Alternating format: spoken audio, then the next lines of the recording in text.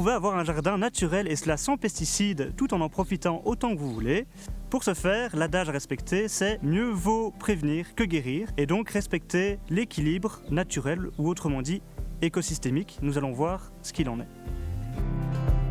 Pour commencer, pensez à planter des plantes indigènes. Ce sont donc des plantes locales qui demandent beaucoup moins d'entretien. Elles sont en effet adaptées au climat et peuvent répondre à beaucoup de besoins au jardin, soit parce qu'elles sont médicinales ou parce qu'elles peuvent être extrêmement utiles à la nature.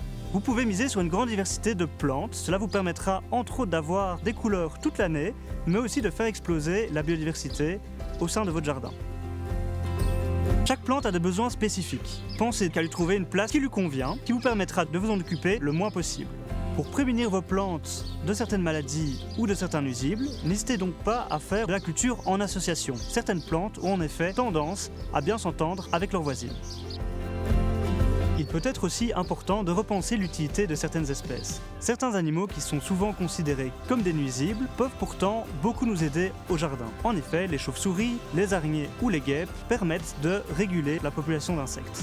Il en va de même avec certaines plantes mal aimées, telles que le pissenlit, qui est pourtant très bon sous forme de cape ou sous forme de salade, le lierre, qui permet de faire des lessives, ou encore l'ortie sous forme de chips ou de soupe.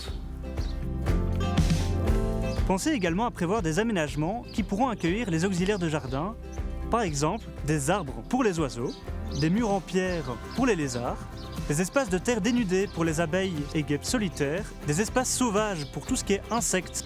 Et n'hésitez pas non plus à laisser du bois mort pour les petits mammifères ou pour les insectes qui hibernent.